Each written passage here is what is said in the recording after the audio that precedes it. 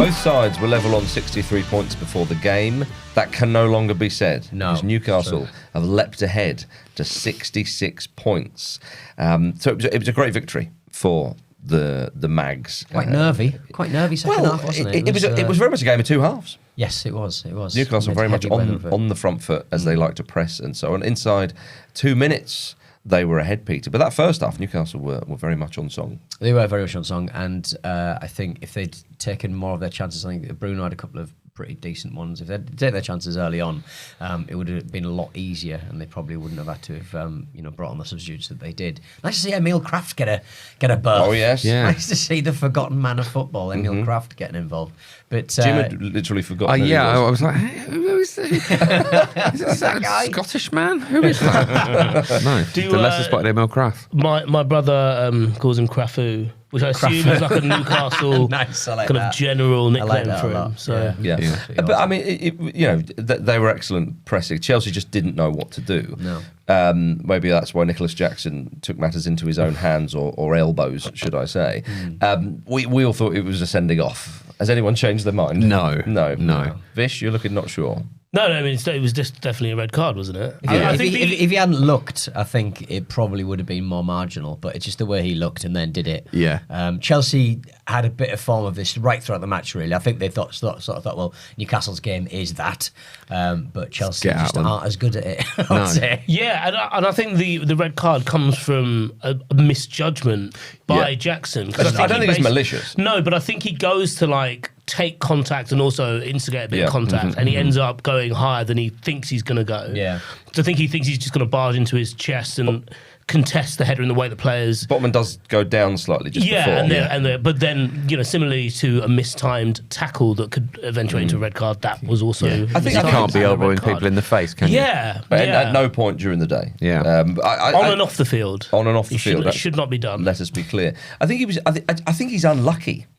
But I do think it's a sending off, and I think some people may have thought, come on, he's obviously not meant it. At the end of the day, though, he has hit the bloke. And lots of red cards aren't intended. Indeed, I think it's just an unlucky one from Jackson's point of view. But the incredible thing was Chelsea played way better with 10 men. They did. Second half, you have to hand it to them. They weren't compact though. They were actually just trying to get something out of the game. They didn't just defend. They were trying to get something, and Newcastle were a bit shell-shocked by it. They sort of planned their raids a bit, didn't they? I think yes. Maresca's had a lot of criticism for being a bit rigid and the structure being a bit dull. But I think actually that sort of played into Chelsea's hands a little bit going down to 10 because they were quite disciplined and they all know their jobs and they all know how to keep it quite tight. But there were times where you just forgot they were even playing with 10, particularly in the second half. You thought Newcastle were playing with 10. Yeah. Because the way they fought... Well, they got a bit cagey, didn't they? Well, you saw the kind of nerves there come in and think, all right, we've got something against 10. Okay, we'll just keep it. And look, ultimately it worked. So you have to acknowledge that, and with Dan Burn roaring at the back and getting the man of the match award. But Chelsea, though, they lacked intensity in that first half. But as you say, when they went down to 10, they had no choice. And the way they were zipping it about, I thought they looked pretty good. I think if I was Maresca, I would just start to field 10 players. But and then Reece James, the only thing is they didn't really create too much, which is difficult against a very dogged opponent who have an extra man and are digging in. So that's not necessarily a criticism. But the one opportunity that did appear, which was a tricky one to take, I don't know what the XG would have been on it, probably quite low. But Reece James has that header. Yeah, and also it was on about 87, 88 minutes. And in a game like that, if you're going to get the goal, it has to be then. It has to be late. Indeed, yeah. And it was from then. I think maybe Newcastle thought, okay, I think we've given them enough now. Yeah, but is that not part of them being down to 10 men though? Because I think sometimes that happens and we associate it with not having enough people to defend. Whereas really, actually, it was in those final moments where if they have Jackson or a striker on the field to occupy a defender, to have another run to think about, then that opens up space. Because they had to really work quite quickly and with a lot of energy. So when Cucurella has that shot from the edge of the box, they happen upon that space in the left, having done all that work on the right, and they just had to really work in those moments as quickly as possible. And they weren't quite able to do it, in part because they had a man down. Yeah, but you know, I think it's frustrating, perhaps, for Chelsea, because I went to watch them a couple of weeks ago. didn't hear one positive comment about Maresca, and Really? I suppose that would be unlikely. I suppose, given the sort of the context, even though they are going for Champions League football, I just hear suddenly someone go, "Oh, I actually quite rate Maresca." You know, I don't think you're going to hear that from among the melee of the general noise of the crowd.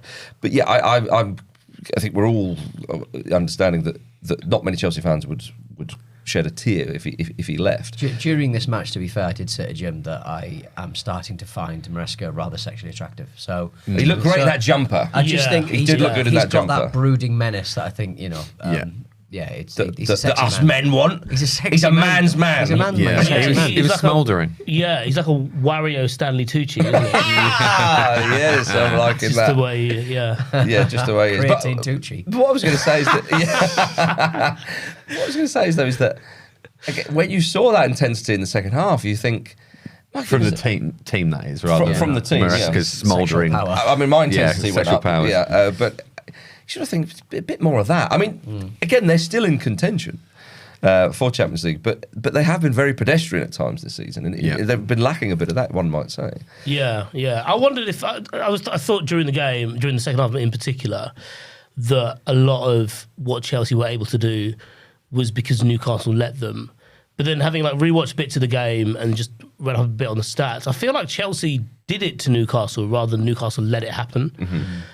Because I suppose we should go back to the first half for a point, because Newcastle was so good that actually, in hindsight, you're like, well, you probably should have had more than that, well taken Tonali goal. But with the goal, though, and they highlighted this on Match of the Day too, that you have a central midfielder playing at right back in Caicedo, as he has done a lot this season. Yeah. And by and large has done all right, hence he's kept that position. But you have Reece James, who comes on and then gets the captain's armband.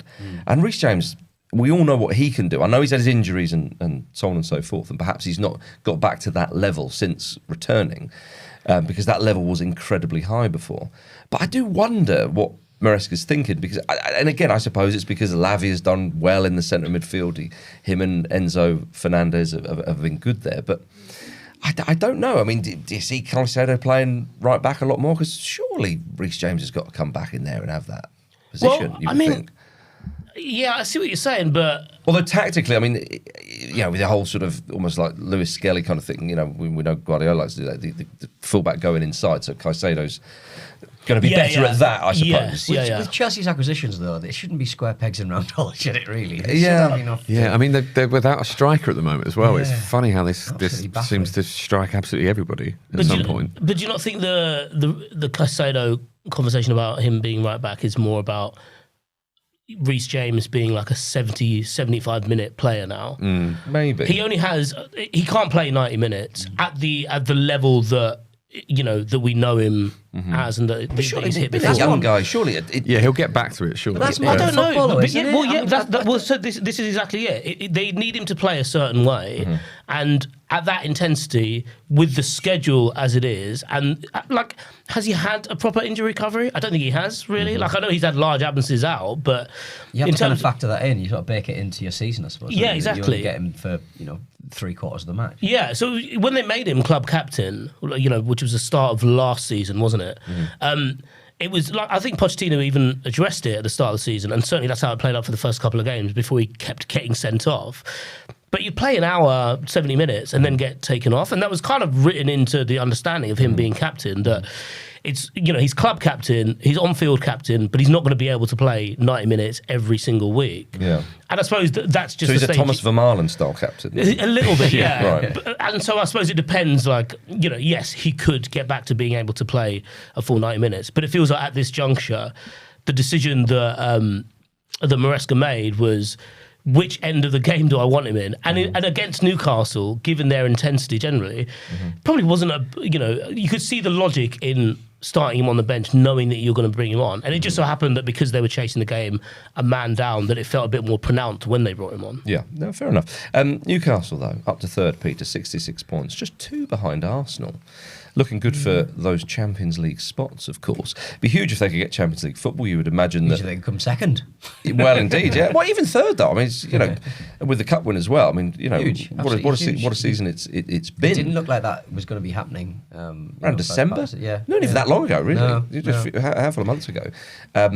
It is impressive. I mean, I'm going to be a bit naughty, Peter. Right, okay.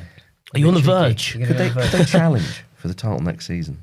Be honest with me. We're the only team with a striker, if he sticks around. Yeah. We are the only team with a striker at the moment. I mean, Liverpool are going to rebuild. Dare to dream, Donaldson. Liverpool are going to rebuild. Dare to and dream. There might be a little bit of post after the Lord's Mayor show Right. kind of vibes. Who knows what will happen with Man City next season? They may have another transition season, let's say. Yeah. And then everybody else sort of falls. Because Arsenal have got second tied up for next season. Arsenal, yeah. They've got it tied up for this season, so I don't know about that. Imagine that. No, after you. I don't think that's an outrageous shout, because I've seen a few question, people. Jim. Sure, all right. Question. Okay, I don't think it's an outrageous question. Thank you. I think you've framed it as being more mischievous than it is actually, because Okay. as you say, I mean, there are some high-level players there already. Newcastle have no real need to sell anyone. I think it seems to keep being reported they've got sort of PSR requirements to meet, which they simply don't by the looks of it. Tonali's on the way apparently. Bruno's on the way. Exactly, I mean, yeah. And they've not gone yet. There's no reason apparently for Newcastle to sell any of their best players, and you would think if they get Champions League football, which is very likely, they'd all stick around unless they desperately want to go for some, nebulous reason we won't understand. So I'd imagine they'll add quality to the squad, add depth to the squad. I don't think there's any reason that they can't have a proper go at it next season. And one thing they are going to do is they're set to change their badge to make it more marketable and globally recognisable from the start of the 2026-27 season. Oh, the one I've got on my leg. Brilliant, yeah. Pleased with that. Will you Pleased with that one went down. Yeah, brilliant. Oh, you're going to have to Smashing. update your tattoo. Actually, this is a message to the whole Geordie Nation. You're going to have to update your tattoos. Will the club help with that maybe? Get a voucher? But sometimes when players get sold and they happen to be a popular player, and the club might do a thing where you can bring your shirt to the club shop and get a replacement. Get a replacement I'm leg. not trusting the Saudis with my body. After the things you've said about them. Well, yeah, exactly. Join us tonight in Glasgow. Join us tonight in Glasgow. But yeah, I feel like that bloke who got that Andy Cole tattoo, like literally like a week before he left Newcastle. He was on Tyne T's News. That was a great week, though, he had. He had a fantastic week. You know what I mean? People forget about that week. It's good that they are updating the badge though, because I often get confused with the Newcastle badge and the other team with seahorses. Yeah. Yeah, seahorses, a castle, a lion, a flag. Yeah. Yeah. Look, there is a lot going on. And I think that is the actual real reason, though, isn't it? That in sort of the digital age, the more traditional badges are phased out, so that they have more of it. Yeah, hard to print and hard to recreate, and it's all about being more accessible online. And it's easy to be cynical about this, but we have literally done it ourselves in terms of changing the logo, just so it's we just get so it bored, looks better though, Jim. online. Yeah. Something to do, though, innit? Yeah. Exactly, yeah. It's like a lot of these designs as well were originally hand drawn. Yeah. So they are generally quite hard to replicate. Well, gentlemen, Chelsea potentially have a big decision to make, because the English Rugby Football Union, the RFU, has opened the door to hosting Chelsea at Twickenham Stadium if they need a temporary home. They've long considered moving away from Stamford Bridge, as we know, potentially to Earl's Court, in which is not too far away from them, obviously. They wanted to get Battersea Power Station. That's just now a pointless shopping mall. Yeah. Or they were going to redevelop the current site. Whatever happens, they need a temporary home.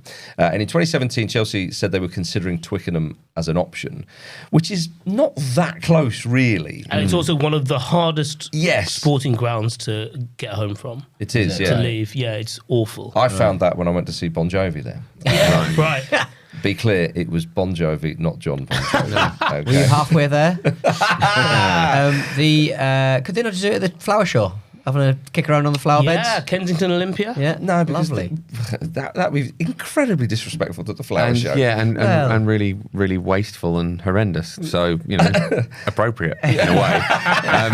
If they move to Twickenham, will they have to do some sort of horrible, like, rugby-style initiation ceremony they have when to they use get the there? post. They will. But yeah, sure. That'd be Imagine fun, the amount of actually. Being head shaved, though. Yeah. Imagine the amount of gear.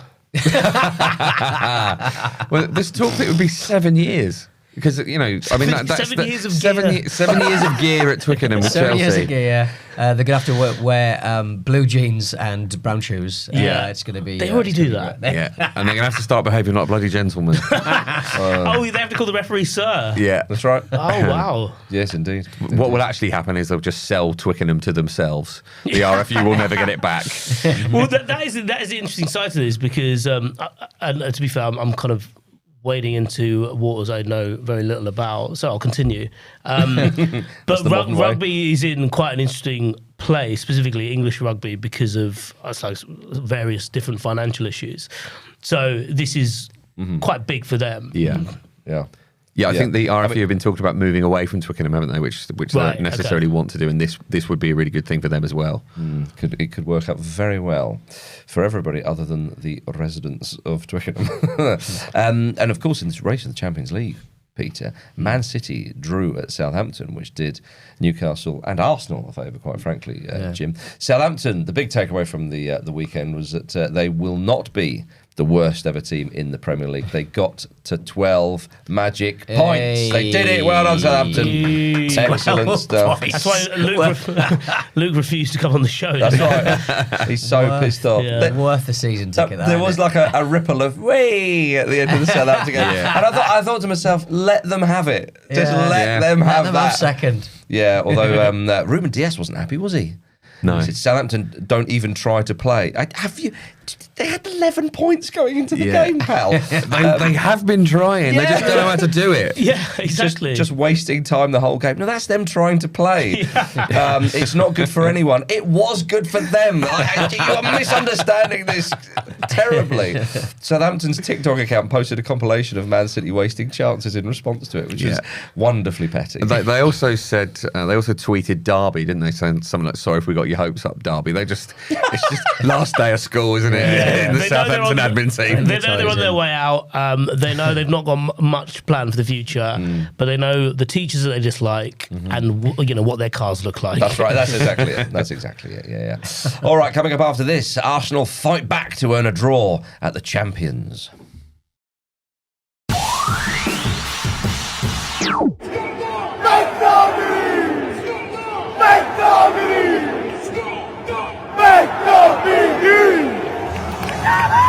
Welcome back to the Football Ramble, everybody. What a move! What a move! It just works. Oh my goodness! Just where he's gone to and what he's left. Was it McTominay who was talking about tomatoes? Yes. He was saying at home, like they just taste like nothing out there. Just red water. Every time I've had a tomato since, I've thought, I wish I was in Italy. Southern Italy. I was somewhere else. Yeah. Thanks to friend of the Ramble, Tony, for sending us that clip. You can become a friend of the Ramble too by heading over to patreon.com/Football Ramble. I suggest you do it now. Is it Tony Macaroni? It could be relevant to where we are. Liverpool 2, Arsenal 2. Another game of two halves. Very much so. Arsenal sloppy in the first half. Particularly in 2 minutes. Yes. Very sloppy couple of minutes. Yeah, switching off for that. I mean, Cody Gakpo couldn't believe his luck. Yeah, it was what in the late stage Wenger was that about in terms of how they just absolute lack of application. Everyone just having a little daydream. Yeah. It did make me nostalgic for the latter days Wenger. I don't know, maybe I'm just on my own. When they were going through the back line, sometimes they do that when they're like remonstrating with each other. I was like, Mustafi's about to come on camera. Yeah, exactly. Because Arsenal was marking the referee like he did that time. Superb.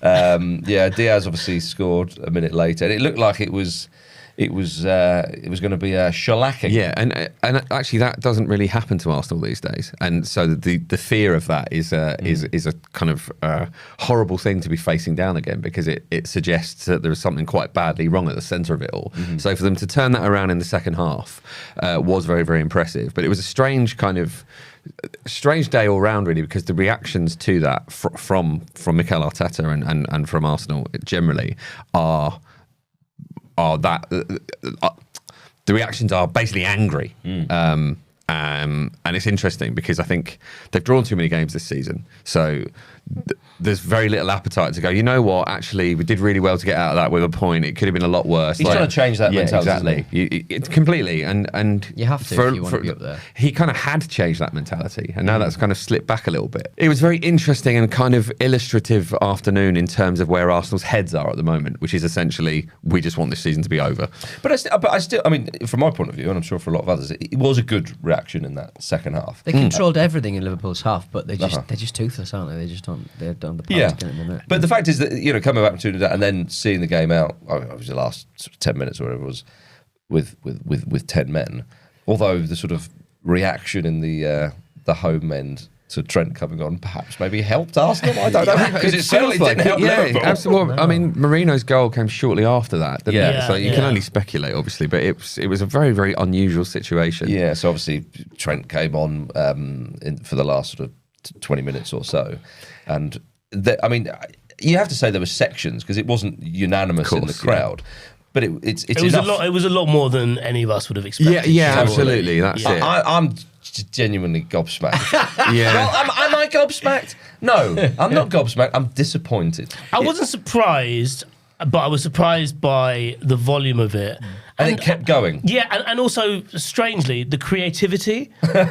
Because they really waited for him to come on because he was part of like multiple substitutes coming on. That's right. They waited for him to get on the field. And then they also started seeing there's only one Conor Bradley. Yeah. And he gets the ball shortly before the Marino goal. It just first touched the ball, it gets it rolled out from the keeper.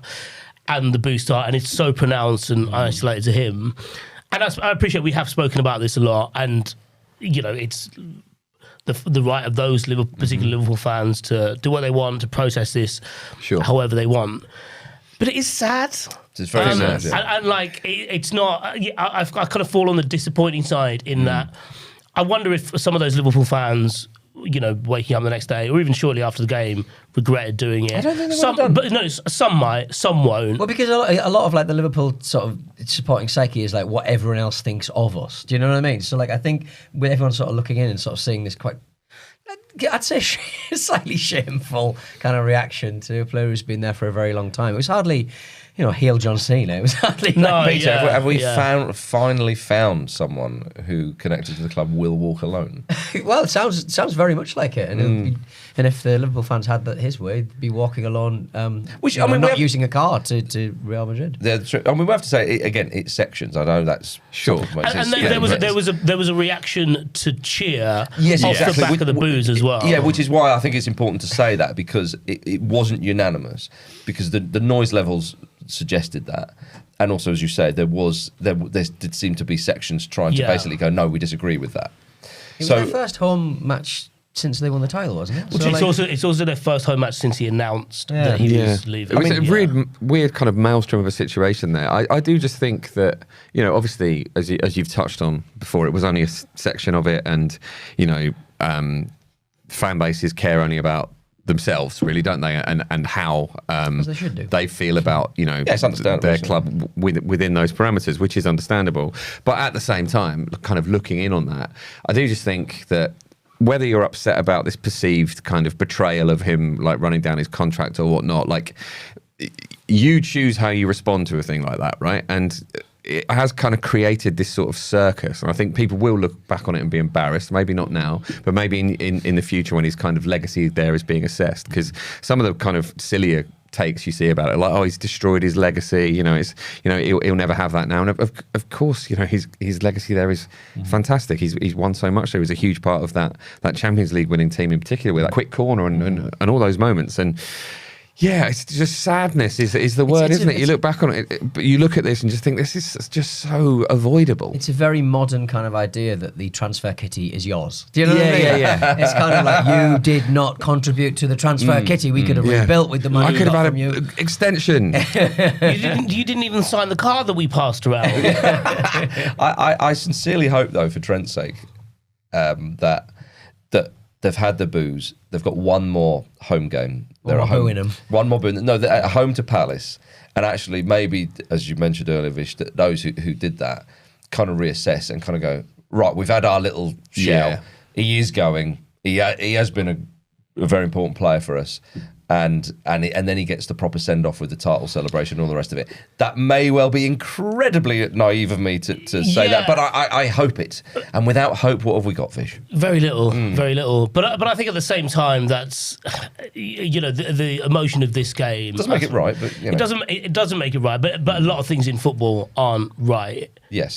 But it's just the reaction that people have. We talked about it before about people process this kind of grief in different ways, and this is just how it seems to be manifesting. And it's disappointing from Trent's point of view. But what I thought was really instructive was the comments of Arne Slot and Andy Robertson at the end of the game. And Robertson talked about how obviously Trent's one of his closest mates in the team. He's sad that he's going because he's losing a mate, and he credited Alexander-Arnold for inspiring his game, taking him to a new level. Because at their height, that Liverpool team, and I appreciate they're very high now, but at their height under Klopp, they're basically two fullbacks doing the same thing in terms of like posting incredible assist numbers, doing it in very different ways, like making them just the total kind of, all over the pitch team, as it were. And then Slot answered it in a very political way. He did. But in that, can't tell the fans what to do. But if I think it's going to be a problem, I'll obviously make that decision as he would in any scenario. But Trent benefits the team, so Trent's going to play when his talents are effective for the team, and that is absolutely the words of a man who has just had like barely a full season of this. He's come in, and as far as he's concerned, and rightly, because I think you should be this calculated, Trent has done X amount of work for him, which started back in September. So there's no reason for him to wade into the waters of what is right or wrong given Trent's legacy. He's like, Trent is a player that I've had for 8 months, and this is how I'll treat him. I thought both were quite interesting. Yeah, just be careful, Liverpool fans, because he is going to Real Madrid and he is mates with Jude Bellingham, and Liverpool will probably play Real Madrid in the Champions League next season, and Jude Bellingham will remember this for his mate's sake. And that narrative will always win. That it would always win, Peter. But if you are going to basically have a go at someone, then get on the pitch and confront them. Like the very, very wise older head statesman of the game, Evangelos Marinakis did when Nottingham Forest dropped points at home to Leicester City. That's the dignified way to do absolutely. things. Yes. I think we can all agree. When I heard this had happened, to Marinakis's credit, I did think it was going to be. I did think it was going to be worse than it actually was. I know what you mean. Because he comes on the pitch, he's furious, he's sort of stomping around and getting angry, and then he just turns to Santo, and they just have a bit of a. He's angry. Santo, who's been in football a long time, he just calmly explains what happened. So just. You were expecting at least one chinning, didn't you? I was expecting, at least a belly bounce. Yeah, A big daddy belly bounce. Damn right. Yeah, the first time it was reported, I thought he was either shirtless or in a string vest. He's always in that white t-shirt, isn't he? Yeah. I love the reaction to it. You got the pundits on Match of the Day too saying, it's not a great look. It's like, do you think this guy cares about proper football man code? Like he is not going to touch the sides. No, We celebrated the anniversary of that tweet a few weeks ago, didn't we? Which one? The one about the Forest. Yes. The VAR being a Luton fan. Yeah, that was almost like Marinakis over the media guy's shoulder being like, Donald Trump dictating his tweets. So this seems quite fitting. I will say though, did it not seem like quite like a reasonable like back and forth between him and Nuno? Like they were both angry, and so then Nuno seems to explain it, and they're both like, oh, fuck, what just are we going to do? frustrated. I mean, it was clear. Yeah, I think it was more. I think some thought it was because what are you doing dropping points at home to Leicester City? But surely he was more talking about the whole substitution business. Yeah, that's what the clarification afterwards was. Which was the mix-up when they thought Awoniyi was. They thought he was fine to continue, and then he made his subs, and then he wasn't, so he hobbles back on the pitch, and the substitute windows were all used up, and so on. Now, as Nuno said himself, they were all into injury time at that point, and so on. I think it was a disappointing result against a rival who really, as Conor Cody said, wanted to kind of spoil any kind of party there. Forest find themselves in 7th, which even if they finish 7th on even they're on 62 points currently. The transformation from last season has been extraordinary. Nobody expected this. Some people backed them to go down, didn't they? Well, some people are fools, Jim. Yeah. But It was maybe Marinakis was doing it for our sake, because a lot of us predicted that Nuno would be the first manager to be sacked this season. He phoned. He said, "Vish, he may not be the first, but I can still throw you a bone." It is disappointing, but in the warp and weft of warp and weft. I'll go with whatever you. Warp and weft. Yep. This is when record slows down. Oh, I see. It is. The warp and weft of football, or maybe it's something to do with carpets. I forget. It doesn't matter. Scratching. Yeah, for the war. I was going there. So Forest, Forest will yeah. fall off. A team like that will fall off, and maybe next season they'll be up there and they'll be able to sustain a longer challenge. But this is what happens. I mean, look, Villa, Chelsea, Man City, Newcastle, Arsenal, Liverpool are ahead of them. Yeah. Right. There's about no right. disgrace. But of course, Do you remember Bournemouth? Does anyone remember Bournemouth? Yeah. 10th. There they are. Yeah. There they are. But But Jesus Christ. it's not that bad. But where they were. How That's what I'm saying. This is how it happens. The yeah? most annoying thing for Bournemouth is I think they've already got their highest ever points total in the Premier League, haven't they? And now it feels like a disappointment. Right. Well, Yeah. Forest have officially qualified for Europe. They now. have, which Yeah. is stupid. But I totally get in the context of the season, without being sort of too silly here. And it's still achievable finishing in the top 5. They're only a point behind Chelsea. So I do appreciate that they are desperate for Champions League. Like I say, the consolation would be is if, say, they end up in the Europa League, they've got more chance of winning it. But again, though, with what Villa had done in the Champions League this season, and you've got guaranteed 8 games as well, you've got so many adventures, so many great things. Of course, that's the competition you want to be in. So I understand they will be disappointed a little bit. It's a local derby as well. Indeed. Yeah. And it was a late equaliser as well. I get it all. It was a lovely goal as well, wasn't it? Jamie Vardy's assist. Yeah. Just nipping in there. Oh, and also, he almost got an assist for 15-year-old Jeremy Mongo as well. And what a story that would have been. Were you happy for Leicester? This was just a bit of cheer for them. Yeah, a little bit, I guess. fun. Although I am slightly gutted for Forest because it's sad to see this kind of slip in the way that it's slipping. But as you said, like the Europa League is potentially a real kind of consolation, isn't it? Because if they have some sort of horrible second season syndrome in terms of, having a successful season and then having a bad one afterwards, they could be in a relegation battle and yet get to the Europa League final. Well, We've indeed, seen Jim, it happen. Jim, I was about to say, I think we talk about how it's going to be, the Conference League is Chelsea's to lose. Manchester United or Spurs will win the Europa League. It is piss easy, that competition Apparently. to win. Clearly. Forest will walk it.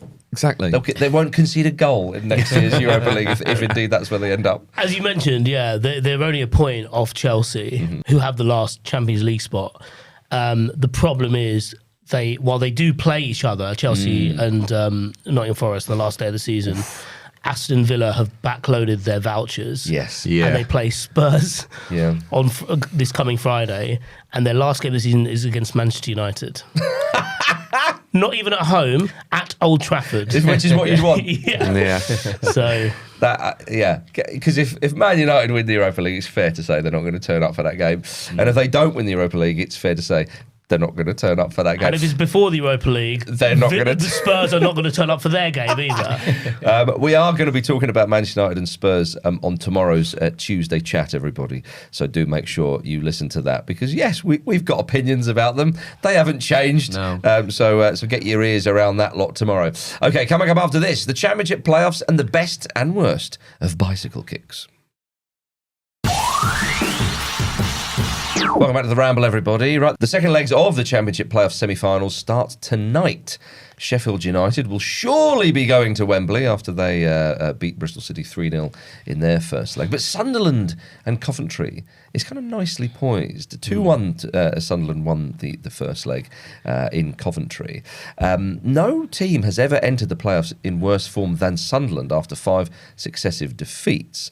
Their winning goal against Coventry was an absolute gift, of course. And Frank Lampard knows how to overturn a first leg deficit in the playoffs. So all to play for, Jim. Yeah. Only with the help of a lot of Chelsea loan players. Well, they better get some in quick. Yeah. There's enough of them to go, right? Yeah. That's true. Surely it's an Enzo absolute Fernandez lining up for commentating. They've done well there. I know Nicholas Jackson's suspended for the Premier League, but surely that should carry over. Moise Caicedo's still at right back, though. Yeah. that goal that Van Eric gave away is just it's an absolute sickener in a Still had a playoff. bit to do though, I thought. Yeah, Yeah, totally. yeah. But it was one of those ones where, like, you just you gave him the opportunity to have a bit to do when there was absolutely no need to. But you're right, it is delicately poised, isn't it, I suppose? And yeah, I mean, I suppose we've seen Sheffield United fairly recently. So if they come back up again, particularly under Chris Wilder, it feels very familiar and a little bit dull. Sorry, Sheffield United fans, but that is just how it is. So Coventry, absolutely. But Coventry or Sunderland going up, either of them would be very, very interesting. I do feel there is a sense that Sunderland will manage it purely so that they can get slapped around by Newcastle in a narrative sense.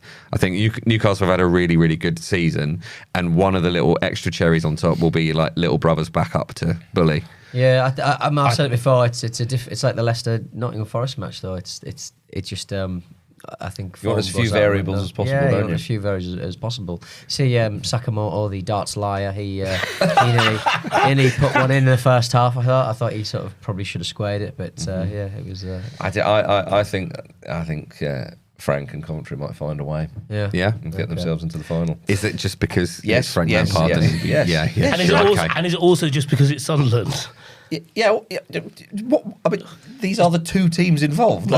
Good England man Sakamoto. Yeah, it's just good stuff. Get him in. Preston finished 20th in the Championship this season, so no playoffs for them. The club put out a social media post thanking left-back Kean Best after he got released. And that's how Best found out that he was getting released. Bad. So bad. It's a bit of a throwback that to like players finding out they've been selected for national teams on teletext. Yeah. He's 19. Yeah. Well, I hope he finds his way into Glenn Hoddle's Spanish camp or Is something. that still going? I don't know. We can only presume so. Oh, right, yeah. I'm sure. Money to be made, isn't there? That's piss poor from Preston. Absolutely dreadful. Yeah, and Preston is not it's not like Preston are like they've just come up. Do you know what I mean? Like Preston are a historically important club. Are you glad now that they took the football museum away from Preston and gave it to Manchester? Yeah, it's a good point actually. Yeah. If you're going to act like that, no take your town hall away as well. You imagine the staff turned up one day. Where's it all gone? Oh, have you seen on Instagram? We've moved. All right, gentlemen. Can we talk about Major League Soccer for a moment? It depends. It very much depends, to be honest. Let's have a go. Cool. Portland Timbers. Right, good. Beat Sporting Kansas City Lisbon 1-0 thanks to a ridiculous bicycle kick from Santiago Moreno. A bicycle kick from Santiago Moreno inspired by? Inspired by Fizzer himself. Of course, clearly. Yeah. It's your bit, you do it. You want it in here. You seem to want to contribute, though. I do not want to contribute. I want to kibosh. Speaking of bicycle kicks, you see that one from Independiente last night? Oh, my God. Yeah, outrageous. It was like one of those ones where it sits up nicely. He thinks about it and goes, I've got the time and space to execute this, and my does he just. And you don't know what the context of it is, but there are grown men crying in the stands. No. That's like, this is probably an important goal. I think when a bicycle kick is in the offing in South America, or even MLS, to be honest, like that side of the world, all of the Americas, everyone just sort of backs off a little bit to start going, just let them do it. Yeah, because fair. In Europe, we see 2 a season. Like that's it in the whole of Europe. Yeah. But in South America, every weekend. They respect the bicycle kick. If someone's lying on a bicycle kick, everyone goes, all right, fine. As you say, Peter. Have a go. After you, sir. Yeah, God bless them for that. But it was an important win for Fizzer's boys because their previous MLS game was a 4-1 loss to San Jose, after which Phil said his team lost because they went out there thinking they were the best team in the world. And of course that's understandable because if you have a man like Fizzy, you'll feel like you can run through brick walls and so on. Yeah, but remember that you're actually a bit shit the best motivational tactic? Well, but exactly. Well, the funny thing is, Jim, they are actually up to, I think they're 3rd. They're actually, after 12 games, the Newcastle spot. They are having a good season. They're starting to fizz. Credit where credit's due, Vish. Yes. Thank you. And credit when credit's due. Yeah, right. The league table has shown them some fucking respect. They have. Although David Beckham was wanting a little bit more respect from Minnesota United after they beat Inter Miami 4-1. He commented on their Insta post saying, show a little respect, be elegant in triumph. Rattled. Yeah. Hashtag rattled. Lovely. Have another little mushroom. Well, there was a tifo in the Minnesota United crowd that read, history over hype, culture over cash. Minnesota United themselves were founded in 2015. but it's still older than Inter Miami. But the point can still stand. Yeah. That's A funny. 10-year-old will be able to beat up a 1-year-old. Yeah, it's absolutely fine. You don't have to say 1-year-old. You can say like 5-year-old. Well, how old's Inter So Miami? why wouldn't you say like 20-year-old and 10-year-old? Yeah, that's a good point, actually. Ranking on a 1-year-old. I want to see what I want to see. They've missed an opportunity to. Pre-teen fight club. Join me. Yeah. Let them fight. Sorry, the studio's taking me over a little bit. Yes. Jim, say something. I was going to say that Minnesota United have missed an opportunity to be basically FC Fargo in this era of kind of cool and branding, interesting right. branding. Yeah, right. For a series that started like 10 years ages ago. ago. And, the film it's really was on violent. 25 years ago. I came to you to save it, Jim. Yeah. That's what you And said. you I brought didn't. fighting back into the mix. Yeah. Speaking of terrible bicycle kicks, Marcus, so we finish with an email from Mike. We never do this, but yes. Mike the bike kick. Mike from County Clare, Ireland here. I'm 2 weeks shy of 36 and then a 2mm short of a 36-inch waist after racing into my early middle-aged spread. I was out last Saturday kicking the ball with my 9-year-old son. The Colombian wife I have access to, who I happened to meet at the Emirates back in 2013, came outside and got involved. Meeting lovers at the Emirates. Yeah, it's That's nice. what I'm talking about. We always dream of it, but it doesn't happen, never. Being a decent enough footballer when I was younger, I started getting cocky, doing little flicks and tricks. Seeing my young lad was impressed, and my wife gave a couple of oohs and ahs. I got a bit brave and said, they'll love this. I trapped the ball off a pass from my young lad. I turned, I flicked, juggled it, set it up, jumped, and the next thing I know, I'm sitting in a kitchen chair inside. Oh no. We moved to Ireland 4 years ago. My native Spanish-speaking wife, who was taking the local lingo to heart quite well, was on a repeat of "You fucking idiot." How old do you think you are, you silly muppet? Apparently, I hit the ground quite hard and my head bounced. We had quite a sunny spell here in Ireland recently, and the ground was quite hard. One quick trip to the hospital found 2 broken ribs, Bloody hell. a lovely concussion, and a linear skull fracture. Oh my Nora. days. None of the bad headaches, confusion, forgetting where I am, or sneezing with broken ribs has been as painful as the constant reminding of, fuck's sake, you're not 20 anymore, Mike. So I think at the ripe old age of nearly 36, despite having lingering hopes I'd get the call from Arsenal at any second to solve their striking problems, it's time to call it a day on the footballer dreams. Mike, I mean, stop the County Clare-based bicycle kicks in your garden, mate. He's still like a couple of years younger than Jamie Vardy. Like, there are players who are 36. And he's not doing them either. He knows his level. Well, I love the fact that like he's even got a kid and he's married to this woman, but the compulsion to just impress a woman. That you're willing to risk it all. Yeah. love it though. Love it. And your son, your kid will be talking about that for the rest of his life. That'll be like silly dad story. Yeah, but you'll never overhead kick again if you saw your dad do that. I know. Have you ever Humpty Dumpty. Have you ever broken or bruised a rib? Bros. Got it. It's this Bros. studio. He's doing something. You can't do anything. You cannot do anything. Like No. sneezing would be agony. Like it's ridiculous. Don't brose your ribs, guys. Yeah, well, I think we should finish before we break a rib. Hopefully later though, we'll all break legs on the stage Yeah. in Glasgow. Tip and fib, please. because they're a very violent crowd.